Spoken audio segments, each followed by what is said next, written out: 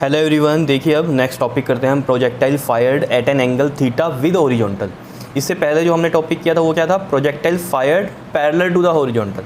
तो अगर वो टॉपिक आपने पढ़ लिया अच्छे से तो ये बहुत ही इजी होने वाला है आपके लिए। ठीक है, देखो जैसे हमने प्रोजेक्टाइल को फायर किया किसी एंगल थीटा पे, तो उसने जो अपना पाथ लिया वो ये वाला लिया, पैराबोलिक पाथ। ठीक है, और यहाँ पर हम क्या देखेंगे कि ये हमने किसी एंगल थीटा पे, ये अगर हमारे पास ये इसका एक्स एक्सिस बन गया, ठीक है, और ये हमारे पास इसका क्या बन गया है, वाई एक्सिस, इस तरीके से। ठीक है, ये वाई एक्सिस हो गया और ये वाला हमारा एक्स एक्सिस। ठीक, तो किसी एंगल थीटा पे हमने इसको क्या किया, फायर किया। ठीक है, किसको, प्रोजेक्टाइल को। प्रोजेक्टाइल क्या, जो ऑब्जेक्ट है उसको हम प्रोजेक्टाइल बोल रहे हैं। ठीक है, तो किसी एंगल थीटा पे हमने क्या किया, इसको फायर किया विद हॉरिजॉन्टल। विद हॉरिजॉन्टल के साथ एंगल बन रहा है इसमें। ठीक है, वर्टिकल का भी हो सकता है, वो हम बाद में पढ़ेंगे। पहले हम यहाँ पर हॉरिजॉन्टल के साथ पढ़ते हैं कि थीटा एंगल के साथ हमने क्या किया, प्रोजेक्टाइल को फायर किया, तो ये वाला पाथ जो है उसने फॉलो किया। क्या इतनी बात क्लियर है? अब हमें पता है कि अगर हमने ये जो प्रोजेक्टाइल को फायर किया है विद इनिशियल वेलोसिटी u से किया, तो ऑब्वियस ही बात है प्रोजेक्टाइल क्या होता है, टू डायमेंशनल मोशन होता है। यही है प्रोजेक्टाइल मोशन, क्या है, टू डायमेंशनल मोशन है, जिसमें हमारे x का भी है और y की भी डायरेक्शन है। ठीक है, तो अगर ये हमारे पास ये वेक्टर है u, तो ये दो कंपोनेंट में रिजॉल्व हो सकता है, ये हमें पता है। ये कौन सा होगा हमारे पास, u, बताओ जल्दी से, कोस थीटा। और ये वाला कौन सा होगा हमारे पास, u साइन थीटा। ये हमें पता है, जब हमने रिजोल्यूशन ऑफ वेक्टर्स किया था तब हमने पढ़ा था कि अगर हमारे पास ये इस तरीके से वेलोसिटी है तो ये दो कंपोनेंट में डिवाइड होती है। अगर ये एंगल थीटा है तो ये क्या बनता है, v कोस थीटा, और ये क्या बनता है, v साइन थीटा, अगर आपको याद है तो। वही चीज़ की है हमने, यहाँ पर u साइन थीटा लिख दिया, यहाँ u कोस थीटा। ये कौन सा है हमारे पास, ux है ये वाली, और ये कौन सी है हमारे पास, uy है, बिकॉज u का ये ux डायरेक्शन है और ये uy है। अब इन दोनों के कंबाइंड इफेक्ट की वजह से ये ऐसा मोशन लेता है, ये तो आपको पता है। हॉरिजॉन्टल जो वेलोसिटी है इसकी, जो यानी कि u कोस थीटा, ये हमेशा क्या रहेगी, कांस्टेंट रहेगी। ये इस साइड जा रहा है, क्यों कांस्टेंट रहती है, मैंने आपको बताया था, कोई भी ऑब्स्टेकल नहीं है, एयर रेजिस्टेंस हम इसमें कंसीडर नहीं करते हैं। ठीक है, तो उस वजह से ये क्या होगा, इसकी जो हॉरिजॉन्टल वेलोसिटी होगी वो क्या मानेंगे हम, कांस्टेंट मानेंगे। क्या इतनी बात क्लियर है या नहीं है, बताओ, कोई दिक्कत इसमें? और जो ये इसकी वर्टिकल वेलोसिटी है uy वाली है, जो हमारी u साइन थीटा है, ये कम ज़्यादा होती है।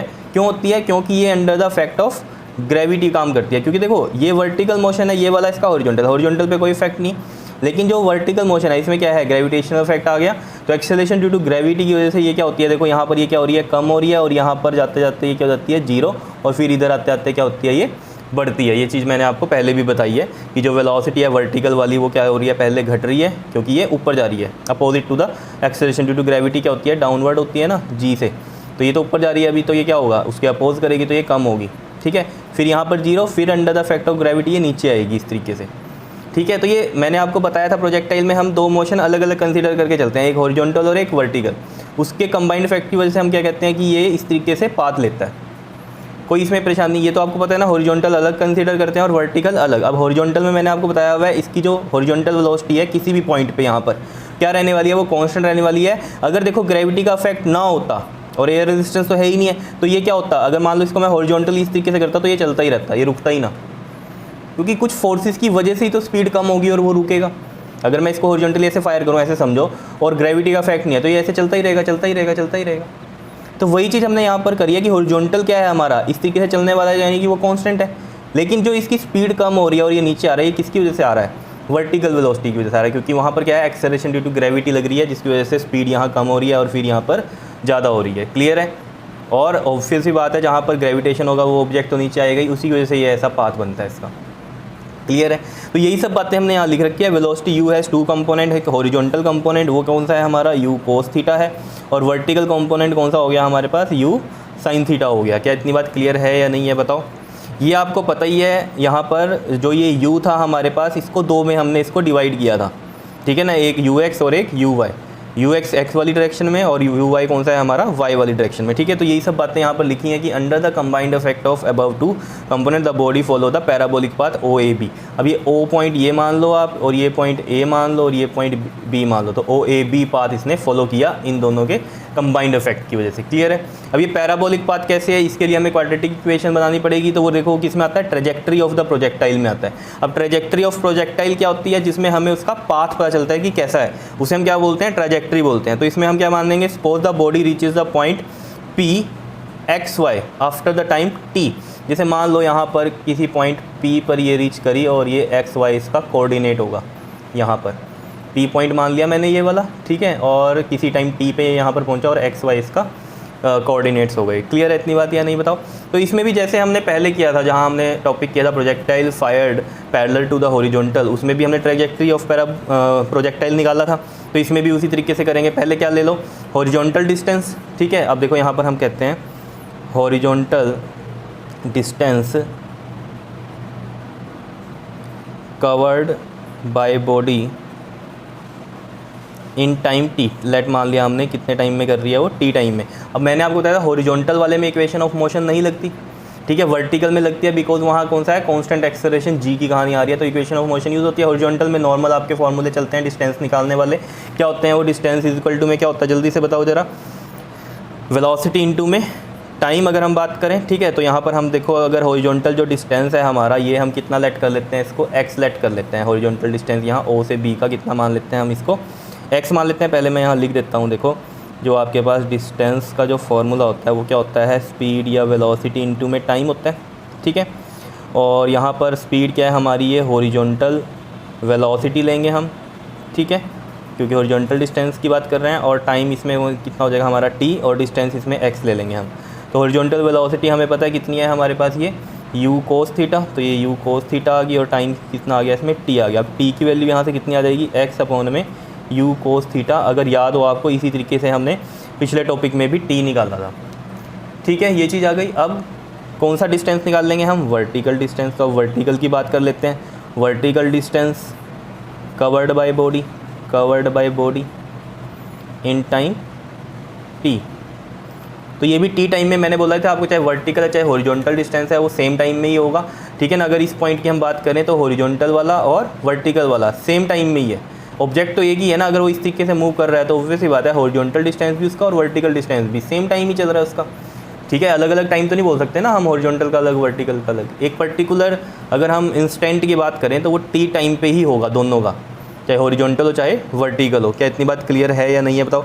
देखो मैं बार बार बोल रहा हूँ, अगर ये टॉपिक आपको करना है इससे पहले आप projectile fired parallel to the horizontal वाला टॉपिक कर लो, वो आपके लिए बड़ा फ़ायदे का सौदा रहेगा अगर यहाँ पर आप करते हो उसको पहले, ठीक है।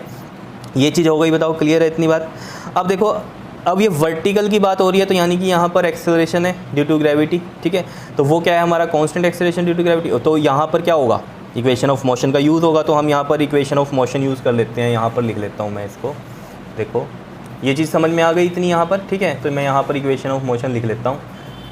डिस्टेंस वाला क्या होगा हमारे पास, s इज इक्वल टू में यू टी प्लस में हाफ ए टी स्क्वायर। अब आपको पता है अगर वर्टिकल की बात हो रही है तो वाई की सारी कहानी लेंगे हम, और इसमें कुछ नहीं लेंगे, ठीक है। तो s कितना वर्टिकल डिस्टेंस, इसमें हम कितना मान लें इसको, जल्दी से बताओ। वर्टिकल कितना लेंगे चलेंगे हम इसमें, y, ये वाला कितना हो गया, मान लो ये वाला वर्टिकल वाला y हो गया, ठीक है। इज इक्वल टू u कौन सा होगा जल्दी से बताओ इसमें, y वाला, तो वो कौन सा होगा, u साइन थीटा। और टाइम t देख लो यहाँ पर अभी निकाला है हमने, कितना है वो, x अपॉन में u कोस थीटा। तो मैं यहाँ पर लिख लेता हूँ इनटू में x अपॉन में u कोस थीटा प्लस में हाफ ए टी स्क्वायर, तो 1/2। और a इसमें कितना लेंगे, माइनस का g लेंगे, क्योंकि हमने देखो प्रोजेक्टाइल इस तरीके से थ्रो किया ऊपर की तरफ, तो अपोजिट टू द देखो जो डाउनवर्ड होता है वो प्लस जी होता है और ऊपर जाने वाला माइनस जी होता है। तो यहाँ पर हम लिखेंगे माइनस का जी, और टी स्क्वेयर में फिर एक्स का स्क्वेयर हो जाएगा, क्योंकि x by you cos theta है, और you square cos square theta हो जाएगा जब हम अगर स्क्वेयर करेंगे तो। क्लियर है। यहाँ से देखो आप अगर ध्यान से दोगे तो ये u से u कैंसिल हो गया, साइन बाई कोस क्या होता है हमारे पास, टेन थीटा होता है, और साथ में x है, और ये माइनस हो जाएगा, प्लस माइनस माइनस। और ये देखो ऊपर क्या है हमारे पास, जी एक्स स्क्वेयर अपॉन में 2u square cos square theta. अब इसमें हम क्या करेंगे, टेन थीटा को लेट मान लेंगे p, ठीक है, कांस्टेंट टर्म, और g by 2u square cos square theta को क्या मान लेंगे हम, इसमें q मान लेंगे। क्या इतनी बात क्लियर है, ठीक है। तो यहाँ पर अगर हम वैल्यू पुट करें तो ये क्या बनती है हमारे पास, जल्दी से बताओ। टेन थीटा p मान लिया तो px माइनस में g अपॉन में 2u square cos square theta को क्या मान लिया हमने, q, और ये x स्क्वेयर। तो यहाँ पर देख लो आप, डिग्री 2 आ रही है इक्वेशन में, यानी कि ये क्या है, क्वाड्रेटिक है। तो यहाँ पर भी पाथ कैसा फॉलो होगा, जल्दी से बताओ, पैराबोला, ठीक है ना। तो हम क्या लिखेंगे यहाँ पर इधर लिख देता हूँ मैं, where p and q are constant and trajectory of projectile is parabola. ये मैंने यहाँ पर लिख दिया, ठीक है। क्लियर है इतनी बात, समझ में आई ये इक्वेशन से। डिग्री क्या है 2 है तो क्वाड्रेटिक है, तो यानी कि ये पाथ हमें पता चल गया कैसा है, पैराबोला है। क्या इतनी बात क्लियर है या नहीं है बताओ। उसके बाद देखो पैराबोला आपको पता है ना किस तरीके से होता है, जैसे ये है हमारे पास, ठीक है, ये भी पैराबोला होता है, ये भी पैराबोला होता है, क्लियर। तो ये ऐसा पाथ आ रहा है तो पैराबोलिक है, क्लियर। बात करते हैं टाइम ऑफ फ्लाइट की। टाइम ऑफ फ्लाइट आपको पता है यह क्या होता है, it is the total time for which the object is in flight. Total time है जब ऑब्जेक्ट क्या है फ्लाइट में, यानी कि हवा में, यानी कि ओ से लेके बी तक वो क्या है, हवा में है, तो टोटल टाइम है, बिल्कुल ठीक है ना। रीच द ग्राउंड, जब से हमने इसको यहाँ से फायर किया और ग्राउंड में पहुँचने तक का जो टाइम है वो क्या है हमारा, टाइम ऑफ फ्लाइट है। इसको हम किससे लिख देंगे, कैपिटल टी से डिनोट करेंगे, ठीक है। और ये ओ बी है जो हमारा पाथ है, जो ये ओ से बी वाला, क्लियर, पूरा का पूरा इसी के बीच में क्या है, ये फ्लाइट में है, ठीक। तो टाइम ऑफ फ्लाइट की जब हम बात करते हैं तो ये किस तरीके से निकलता है हमारे पास, देखो इसमें जो मेन बात क्या है, आपको वर्टिकल जो हम इसमें मोशन लेते हैं वो कैसा लेते हैं, वर्टिकल वाला लेते हैं, ठीक है। तो नेट वर्टिकल जो इसमें नेट वर्टिकल डिस्प्लेसमेंट होगी, डिस्प्लेसमेंट कवर्ड, वो क्या होगी ड्यूरिंग द टाइम टी, यानी कि टाइम ऑफ फ्लाइट, वो क्या होगी, ज़ीरो होगी। क्यों होगी, मेन बात ये है, देखो वो यहाँ से ऐसे ऊपर गया और फिर नीचे आया, यानी कि अगर हम इसका वर्टिकल मोशन देखें तो ये पहले ऊपर गया फिर नीचे आया। वर्टिकल डिस्प्लेसमेंट की अगर हम बात करें, ऊपर गया फिर नीचे आया। अगर हम यहाँ से ये चीज़ ऐसे चल रही है, लेकिन इसको अगर देखें हम कि ये यहाँ पहुँचा, यहाँ गया, यहाँ पहुँचा, यहाँ गया, फिर यहाँ गया तो ये यहाँ आया, समझ रहे हो। अगर इसके अलॉन्ग हम देखें वाई एक्सिस पे, तो जो यहाँ नंबर्स होंगे ऐसे जा रहे होंगे ऊपर फिर ऐसे नीचे, समझ रहे हो। तो इसका मतलब वर्टिकल डिस्प्लेसमेंट क्या है, ज़ीरो है, बिकॉज यहाँ पर इसका क्या है, ओरिजिन भी यही है और डेस्टिनेशन भी यही है। अगर वर्टिकल की बात करें, ये मत समझना यहाँ से यहाँ पहुँचा है जी ये तो डिस्प्लेसमेंट जीरो कैसे हो गया, हम हॉरिजॉन्टल की बात नहीं कर रहे, हम वर्टिकल डिस्प्लेसमेंट की बात कर रहे हैं। बिकॉज अगर यहाँ आप वाई कोऑर्डिनेट देखोगे ये वाले, तो ये यहाँ से अगर जब चेंज हो रहे हैं तो ये फिर दोबारा नीचे आ रहे हैं। देखो यहाँ पर ये होगा, फिर यहाँ पे भी क्या होगा, यही होगा, यहाँ पे क्या होगा, ये होगा। तो ये चीज़ है, तो वर्टिकल डिस्प्लेसमेंट क्या है, ज़ीरो है इस केस में। तो जब हम टाइम ऑफ फ्लाइट यहाँ पर निकाल लेंगे तो वो किस तरीके से निकलेगा, वर्टिकल का मोशन ले रहे हैं तो यानी कि क्या है, यहाँ पर इक्वेशन ऑफ मोशन यूज़ होंगी। तो देखो एस इज इक्वल टू में यू टी प्लस में हाफ ए टी स्क्वेयर होता है, ये आपको पता है, क्लियर है इतनी बात या नहीं है बताओ। तो वर्टिकल डिस्प्लेसमेंट तो कितनी हो गई यहाँ पर, ज़ीरो हो गई। और यू इसमें कौन सा लेंगे हम, यू साइन थीटा, बिकॉज ये क्या है आपके पास वाई वाला है, ठीक है। और टी हम कैपिटल टी ले लेंगे प्लस में हाफ, और ए कितना लेंगे इसमें जल्दी से बताओ, ऊपर की तरफ फायर किया था तो माइनस का जी लेंगे, और टी कितना ले लेंगे इसमें हम, कैपिटल टी, और ये स्क्वायर हो गया, ठीक है। तो ये वाली टर्म देखो ज़रा यहाँ पर, अगर हम देखें ये माइनस का, ये वाली चलो यहाँ ले लो, माइनस का यू साइन थीटा टी आ जाएगी, और यहाँ पर क्या रहेगा, plus minus minus G T square upon में 2 आ जाएगा। तो माइनस से ये माइनस और ये टी से ये टी, तो यहाँ पर बचा ये टी और ये 2 इधर आ जाएगा, 2 यू साइन थीटा, और ये जी नीचे आ जाएगा। तो ये आ गया टाइम ऑफ फ्लाइट का फॉर्मूला आपके पास, कितना आया है ये 2 यू साइन थीटा अपॉन में जी। बताओ इसमें कोई दिक्कत। अब देखो एक चीज़ जो बच्चे कई बार क्वेश्चन पूछते हैं, वो क्या पूछते हैं, कह रहे यहाँ पर आपने मोशन इन अ प्लेन की बात करी तो ये 2D में चल रहा है, motion in a straight line में भी तो आपने एक ऐसा ग्राफ बनाया था, ये भी तो 2 डायमेंशन में था, क्या ये 2 डायमेंशन में था, जल्दी से बताओ। देखो ये x है और ये y है, वो ठीक है कि ये इसमें दोनों पाथ कवर कर रहा है, ठीक है, लेकिन इक्वल कर रहा है, कैसा कर रहा है, ये इक्वल कर रहा है, समझ रहे हो इस बात को। अगर यहाँ पर अगर आप ये चीज़ देख पा रहे हो, क्या मैं इसका ये एक्स वाई ऐसे घुमा नहीं सकता, मतलब जैसे ये था हमारे पास पाथ, तो मैं यहीं पर ही एक्स वाई प्लेन बना देता, तब भी कोई क्या, तो यानी स्ट्रेट लाइन वाली क्या है कहानी, वो अलग है। यहाँ पर क्या है देख लो, ये कर्व्ड पाथ आ रहे हैं, तो ये कैसे हैं आपके पास, मोशन इन अ प्लेन, या फिर हम 2 डायमेंशनल मोशन की बात करते हैं। तो ये चीज़ में कंफ्यूज ना होना कि ये भी 2 डायमेंशनल है। 2 डायमेंशनल का मतलब यहाँ पर किस मतलब से हम बात करते हैं कि ये भी एक स्ट्रेट लाइन ही है, समझ रहे हो। तो ये हम इसको 1D में ही कंसीडर करते हैं स्ट्रेट लाइन वालों को, क्योंकि मैं इसको क्या कर सकता हूँ, इस वाली लाइन को मैं अगर मैं अपना ग्राफ ऐसे घुमा के इसकी तरफ रख दूँ तो एक ही बात है, ठीक है जी। तो और इसमें तो मैं ऐसे नहीं रख सकता ना, कहीं भी रख दूँ आप, ये चीज़ तो क्या रहेगी, ऐसी रहेगी, क्लियर है। बात करते हैं नेक्स्ट हम मैक्सिमम हाइट की। देखो मैक्सिमम हाइट यहाँ पर क्या होगी, देखो अगर हम इसमें टाइम ऑफ फ्लाइट की बात करें तो इसमें टोटल टाइम ऑफ फ्लाइट क्या था हमारे पास, ये O से लेके B तक का जितना था, ठीक है। और ये हमारे पास क्या था, इसका पाथ ऑफ प्रोजेक्टाइल था, ठीक। और यहाँ पर ये इसकी मैक्सिमम हाइट है, ये वाली क्या है, इसकी मैक्सिमम हाइट है। क्या इतनी बात क्लियर है या नहीं है बताओ। इसको हम HM से लिखते हैं, किससे लिखते हैं हम, HM से लिखते हैं इसको, ठीक है। तो यही चीज़ है यहाँ की, it is the maximum vertical distance. अब देखो ये वाला डिस्टेंस क्या है, वर्टिकल ही तो है, यहाँ से अगर हम देखें मैक्सिमम ये वाली पोजीशन इसकी, तो ये मैक्सिमम वर्टिकल डिस्टेंस इसने कवर किया है। तो it is the maximum vertical distance attend by the projectile, मतलब ऑब्जेक्ट ने अबव द हॉरिजॉन्टल प्लेन से of projection. It is denoted by HM, और इसको हम किससे डिनोट करते हैं, HM से डिनोट करते हैं। तो ये हम किस तरीके से निकाल लेंगे, देखो इसमें भी हमें पता है कि हाईएस्ट पॉइंट पे जो इसका वर्टिकल कंपोनेंट है, यानी कि ये वाली जो वेलोसिटी है क्या हो जाती है, 0 हो जाती है। ये मैंने आपको बताया था, बिकॉज ये यहाँ के बाद ऊपर नहीं जाएगी, तो यानी कि वर्टिकल में तो कुछ हो ही नहीं रहा, अब दोबारा नीचे आएगी, तो यानी कि वर्टिकल वाली क्या होगी, 0 हो गई। और इधर तो ये चली रही है, ये कांस्टेंट है हॉरिजॉन्टल वाली, तो इस पोजीशन से आगे ये ऊपर नहीं जा रही, तो इसका मतलब यहाँ वाई वाला कंपोनेंट क्या है, 0 हो गया वेलोसिटी का। क्या इतनी बात क्लियर आ रही है या नहीं आ रही है बताओ। तो हम यहाँ पर लिख सकते हैं ये बात कि at the highest point A vertical component जो होगा हमारा, वर्टिकल कंपोनेंट ऑफ वेलोसिटी क्या हो जाएगा, वो इज़ 0। तो यानी कि अगर मैं इसके अंदर वर्टिकल की बात हो रही है, ठीक है, इक्वेशन ऑफ मोशन लगाएं हम इसमें, ठीक है, जैसे मान लो मैं इसमें लगाता हूँ v² - u² is equal to में 2as लगा दी हमने यहाँ पर, ठीक है। तो यहाँ पर मैक्सिमम हाइट मतलब कि ये चीज़ चाहिए हमें इसकी, और s है यानी कि ये हमारा क्या हो जाएगा, HM हो जाएगा। क्या इतनी बात क्लियर है। तो s मैंने ले लिया इसमें HM, और a क्या लेंगे जल्दी से बताओ, इसमें माइनस का g लेंगे, ठीक।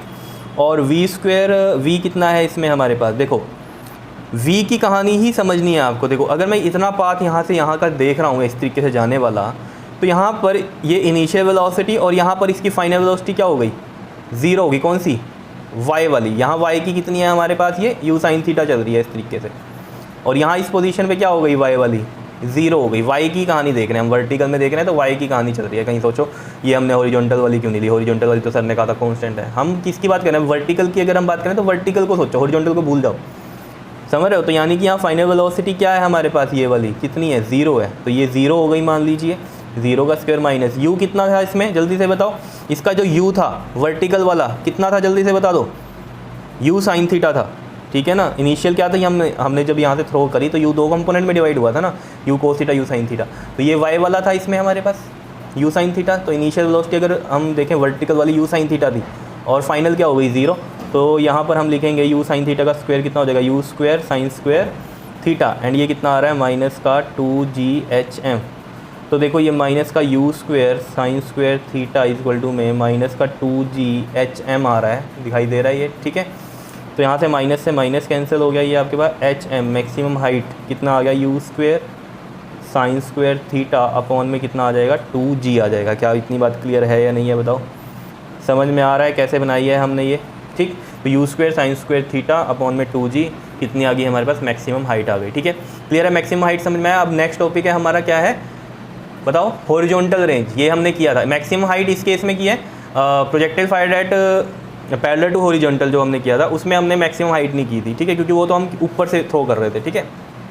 यहाँ मैक्सिमम हाइट आई है नहीं, ठीक है। अब जो नेक्स्ट है हमारे पास वो क्या है, हॉरिजॉन्टल रेंज। हॉरिजॉन्टल रेंज क्या है हमारे पास, बताओ जरा, O से लेके B तक की ये जो है हॉरिजॉन्टल रेंज है हमारे पास। इसको हम किससे डिनोट करते हैं, R से डिनोट करते हैं। इसको देखते हैं हम नेक्स्ट पेज पर। और यहाँ पर ये वाइट कुछ कंसीडर मत करना, ये गलती से ऐसे बन गया था तो वाइटनर से किया था, ठीक है। क्लियर है। तो चलते हैं नेक्स्ट पेज पर। अब देखो हॉरिजॉन्टल रेंज आपको पहले से ही पता है कि it is a horizontal distance covered by the projectile during its time of flight. Total time कितना है, टाइम ऑफ फ्लाइट ही बोल रहे हैं हम उसको, ठीक है। तो हॉरिजॉन्टल रेंज की जब हम बात करें तो यानी कि डिस्टेंस है एक तरह से, तो रेंज यानी कि डिस्टेंस का फॉर्मूला जल्दी से बताओ क्या होता है, स्पीड इनटू में टाइम, यानी कि यहाँ पर हॉरिजॉन्टल वेलोसिटी की बात होगी। क्लियर है इतनी बात। और साथ में क्या होगा, time of flight, because distance is equal to में स्पीड इनटू टाइम। स्पीड यहाँ हॉरिजॉन्टल वेलोसिटी और टाइम t। हॉरिजॉन्टल वेलोसिटी क्यों, हॉरिजॉन्टल रेंज की बात हो रही है। हॉरिजॉन्टल वेलोसिटी जल्दी से बताओ जरा क्या थी हमारे पास, u cos थीटा थी, ठीक है। एंड टाइम ऑफ फ्लाइट जल्दी से बताओ क्या आया था अभी हमारे पास, 2u sin थीटा अपॉन में g आया था, ठीक है। तो यहाँ से जो रेंज बनेगी हमारे पास वो कितनी बन जाएगी, u इंटू u स्क्वेयर हो गया, ठीक है। और यहाँ से ये देखो आप 2 sin theta and cos theta, और अपॉन में क्या है, g है। देखो u इंटू u स्क्वेयर, और ये 2 sin theta and cos theta लिख दिया एंड g लिख दिया। अब आपको पता है 2 sin थीटा cos थीटा क्या होता है ट्रिग्नोमेट्री में, sin 2 थीटा होता है। तो मैं इसको sin 2 थीटा लिख सकता हूँ। फॉर्मूला पता ही आपको, नहीं है बेसिक्स पता तो बेसिक ऑफ ट्रिग्नोमेट्री मैंने करवाया है 11th वाली प्लेलिस्ट में, देख लेना, वहाँ पर आपको मिल जाएगा, ठीक है। तो सारा ट्रिग्नोमेट्री आपको समझाई हुई है अच्छे से। तो देखो यहाँ से अब ये कितना बन जाएगा, u² बाई g, और ये 2 sin थीटा cos थीटा कितना बन गया आपके पास, sin 2 थीटा। थीटा बन गया, तो ये रेंज आ गई आपके पास। क्या इतनी बात क्लियर है या नहीं है बताओ। अब कहानी क्या आती है कि मैक्सिमम रेंज कितने एंगल पे होगी, मतलब कि कितने एंगल पे हम प्रोजेक्टाइल को थ्रो करें या फायर्ड करें कि वो मैक्सिमम हॉरिजॉन्टल रेंज ले ले। समझ रहे, मतलब यहाँ से मैं इसको कितने एंगल पे प्रोजेक्ट करूँ कि ये मैक्सिमम रेंज ले ले, इससे ज़्यादा ले ही नहीं सकता, आप जैसे मर्जी थ्रो कर लो। समझ रहे, मैक्सिमम रेंज ले ले, ये किस तरीके से होगा ये। तो यहाँ हमें पता है कि अगर साइन 2 थीटा की वैल्यू कितनी हो जाए, 1 हो जाए, तो ये मैक्सिमम रेंज होगी। और वहीं से हम इसका एंगल भी निकाल सकते हैं। तो देखो यहाँ लिखते हैं हम, horizontal range will be maximum कब होगी, if sine 2 theta is equal to कितना हो जाए, 1 हो जाए। अब साइन में 1 की वैल्यू सोचो कब होती है, साइन 90 पे 1 होता है, तो ये साइन 2 थीटा। और यहाँ से देखो आप कितना आ जाएगा, ये 2 थीटा इज इक्वल टू में 90 आ जाएगा, तो थीटा कितना आ जाएगा, 45 डिग्री आ जाएगा। यानी कि अगर 45 डिग्री पे हम इसको थ्रो करें तब मैक्सिमम हॉरिजॉन्टल क्या आएगी, रेंज आएगी। तो जब हमें मान लिया आप क्रिकेट खेल रहे हो और आपने किसी दूसरे प्लेयर को थ्रो करनी है बॉल, ठीक है, तो आप अगर 45 डिग्री पे अगर फेंकोगे ना बॉल को, तो वो मैक्सिमम हॉरिजॉन्टल डिस्टेंस कवर करेगी। समझ रहे हो। तो अब एंगल आपको देखना पड़ेगा कि 45 डिग्री कैसे लोगे। समझ रहे हो या नहीं बात, ठीक है, क्लियर है, इसमें कोई दिक्कत, क्लियर है, ठीक है। तो यहाँ से अगर हम देखें, अगर अब हम देखें मैक्सिमम हॉरिजॉन्टल रेंज की जो वैल्यू है वो कितनी आ जाएगी, वो मैंने आपको अभी बताया कि अगर साइन 2 थीटा 1 हो जाएगा तो कितना हो जाएगा, u² हो जाएगी। इतनी कहानी समझ में आई या नहीं बताओ। और एंगल कितना होना चाहिए, 45 डिग्री होना चाहिए मैक्सिमम रेंज के लिए, बताओ कोई दिक्कत इसमें।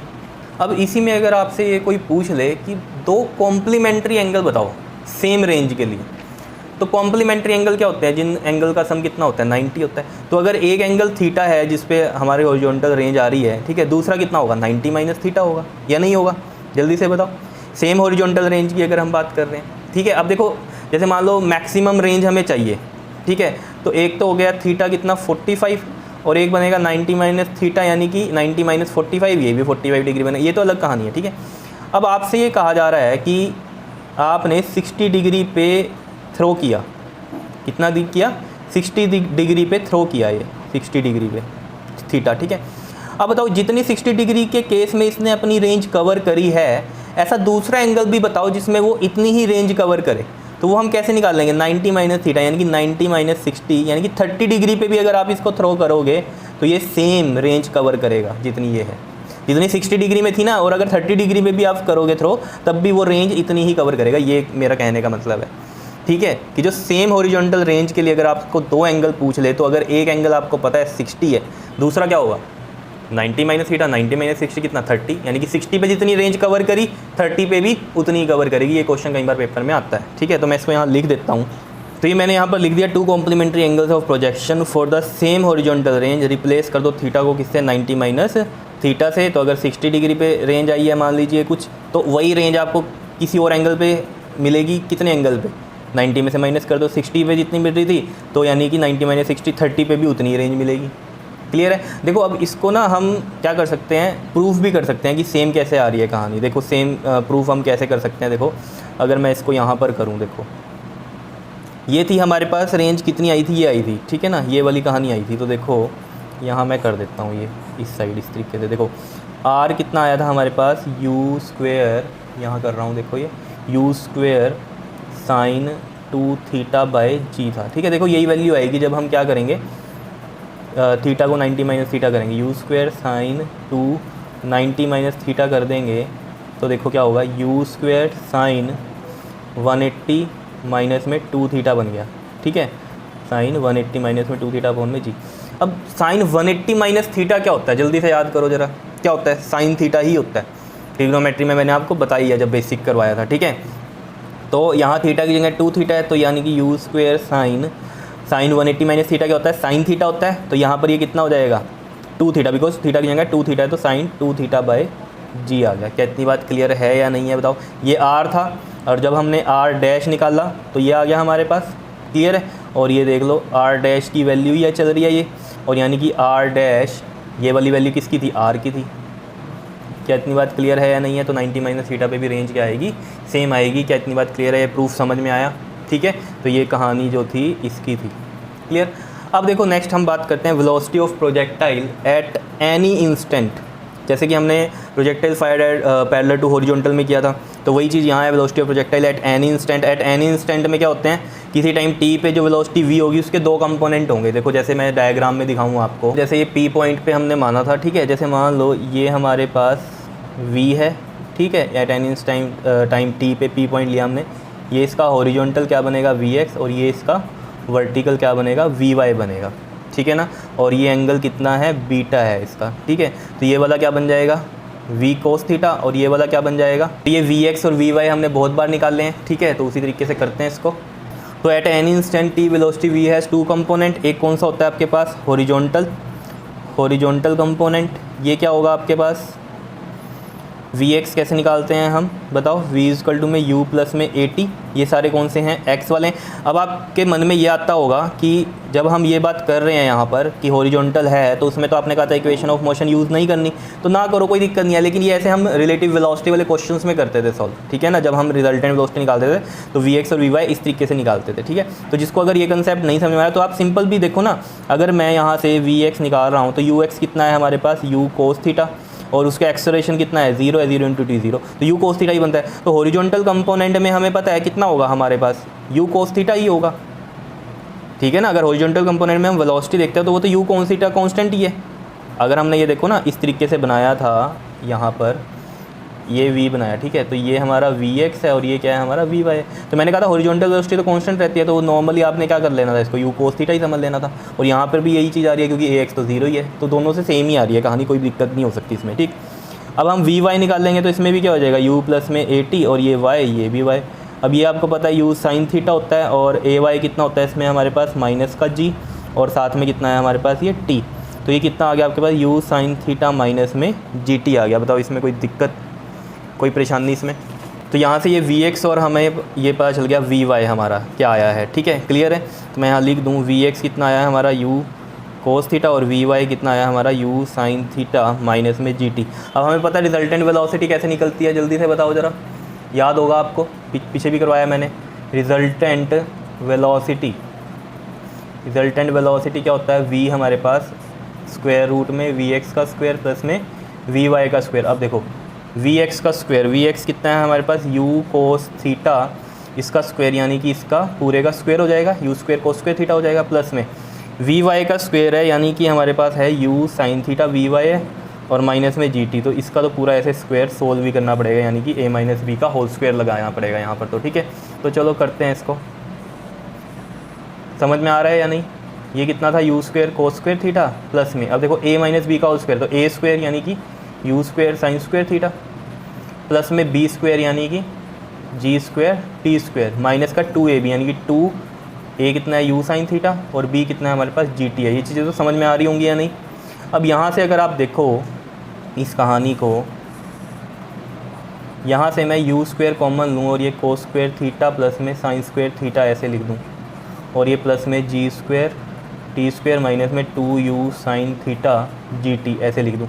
तो cos square theta plus sine square theta आपको पता है 1 होता है, तो ये आ गया यू स्क्वायर प्लस में जी स्क्वायर टी स्क्वायर माइनस में 2u sine theta G T. ये किसकी वैल्यू आ गई हमारे पास? रिजल्टेंट वेलोसिटी की वैल्यू आ गई। बताओ इतनी बात क्लियर हो रही है या नहीं? तो ये हमारे पास किसकी वैल्यू आ गई? रिजल्टेंट वेलोसिटी की वैल्यू आ गई, ठीक है। अब इसमें आपको पता है हमने जो बीटा एंगल बनाया है विद हॉरिजॉन्टल बनाया है, ठीक है। तो यानी कि अगर हमें निकालना है angle be with the horizontal, क्योंकि वी ने एंगल बनाया है हॉरिजॉन्टल के साथ बीटा, तो tan बीटा से हम उसकी डायरेक्शन निकाल सकते हैं। वो आपको पता है क्या होती है? V y by v x. V y कितना था हमारे पास इसमें?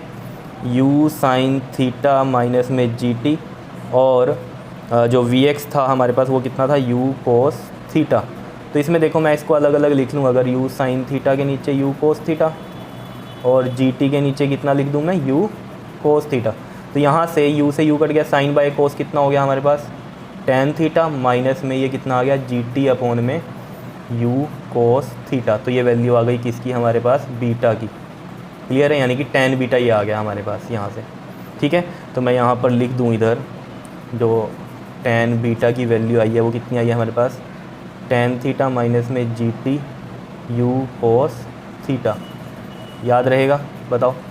ठीक है, अब बात करते हैं velocity of projectile at the end point. देखो एंड पॉइंट का मतलब भी यहाँ पर एट एनी इंस्टेंट ही है, लेकिन एंड पॉइंट पे जो हमने यहाँ पर ये जो t है हमारा, या किसी भी इसमें यहाँ जो ये t है, एंड टाइम के लिए t कितना हो जाएगा? टाइम ऑफ फ्लाइट हो जाएगा, बिकॉज एंड तक तो कितना टाइम लगा? टाइम ऑफ फ्लाइट लगा। तो हम इसमें क्या करेंगे, इसमें v में भी t की वैल्यू पुट कर देंगे और यहाँ tan बीटा में भी t की वैल्यू पुट कर देंगे, जो कि हमारे पास क्या है बताओ? टाइम ऑफ फ्लाइट कितना था हमारे पास? 2u साइन थीटा अपॉन में क्या था? g था, ये था टाइम ऑफ फ्लाइट। तो ये वैल्यू पुट कर देंगे बस हम। क्लियर है? तो देखो रिजल्टेंट वेलोसिटी की जब हम बात कर रहे हैं तो ये है हमारे पास u स्क्वायर प्लस में g स्क्वायर टी स्क्वायर, ये है यानी कि अब 2u साइन थीटा अपॉन में g का स्क्वायर और माइनस में 2u साइन थीटा g, और t कितना है इसमें हमारे पास? 2u साइन थीटा अपॉन में g। क्लियर है इतनी बात या नहीं? बताओ।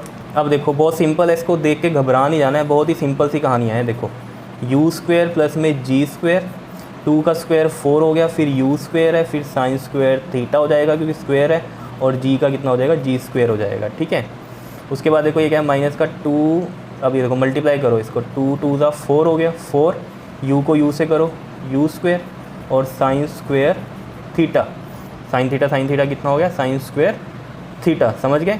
और ये g से तो ये g कैंसिल हो गया, तो कोई टेंशन ही नहीं है यहाँ पर। ठीक है, यहाँ पर देखो इस g स्क्वायर से ये g स्क्वायर कैंसिल। अब देखो 4u square sine square theta, 4u square sine square theta, ये प्लस का है और ये माइनस का है, ये भी कैंसिल हो जाएगा। इससे क्या बचा हमारे पास? u स्क्वायर, और अंडर रूट u क्या होता है? u होता है, स्क्वायर है ना u का, तो अंडर रूट में स्क्वायर से रूट कट जाएगा तो v। तो यानी कि यहाँ से हमें क्या पता चलता है कि at the end of the time, समझ रहे हो? एंड ऑफ द पॉइंट अगर हम बात करें तो उस टाइम पे जब एंड पॉइंट पे पहुंचेगा तब भी वेलोसिटी कितनी रहेगी? जितनी से हमने उसको फायर किया था, u से फायर किया था, तो आई भी कितने से है? u से ही आई है वापस। देखो ऐसे फायर की थी और जो वापस आई है वो भी कितने से स्ट्राइक हुई है? u से ही हुई है, u से ही फायर की थी और आई भी किससे है? वो u से ही आई है। क्लियर है? बात समझ में आई है या नहीं? बताओ।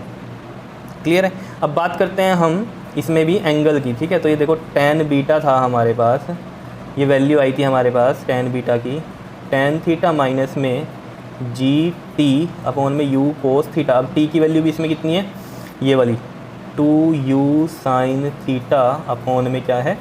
g है। ठीक है, देखो g से ये g कैंसिल हो गया, u से u कैंसिल हो गया, और ये बचा आपके पास tan थीटा माइनस में 2 और sine by cos is tan, तो कितना आ गया आपके पास? ये माइनस का tan थीटा, माइनस का 2 tan थीटा और ये 1 tan थीटा, तो कितना आएगा? इसको देखा करो ना, -2 और +1, तो -1, यानी माइनस का कितना आ गया? tan थीटा आ गया। तो यानी कि यहाँ से हमें पता चल रहा है tan बीटा की वैल्यू कितनी आ रही है? माइनस का tan थीटा। अब देखो माइनस tan थीटा को मैं ऐसे भी लिख सकता हूँ, देखो माइनस का जो tan थीटा होता है ना उसको मैं लिख सकता हूँ tan ऑफ माइनस थीटा भी लिख सकते हैं, ये पता है ना आपको। ठीक है, तो यहाँ पर अगर हम देखें tan beta tan of minus theta लिख सकते हैं, तो बीटा कितना आ रहा है? माइनस का थीटा आ रहा है। इसका मतलब क्या हुआ? जितने एंगल से आपने इसको प्रोजेक्ट किया था, ठीक है, उतने ही एंगल से ये क्या आ रहा है? वापस भी आ रहा है। तो ये भी एंगल कितना बना रहा है? जल्दी से बताओ। थीटा ही बना रहा है। ठीक है, तो ये थीटा किस तरीके से बनेगा? ऐसे, और ये ऐसे, ये वाला एंगल, ये थीटा हॉरिजॉन्टल के साथ। ठीक है, तो यानी कि थीटा एंगल ही बना रहा है। अब ये माइनस भी लिखा क्योंकि ये देखो ये ऐसे ऊपर की तरफ बन रहा है, और ये वाला एंगल कैसे बन रहा है? यहाँ पर ये वाला इस तरीके से नीचे की तरफ बन रहा है, तो ये माइनस थीटा है। लेकिन है क्या? उतना ही एंगल है। अगर ये 60 है तो ये भी 60 डिग्री पे ही आ रहा है, बस माइनस का क्यों है? क्योंकि नीचे की तरफ बन रहा है।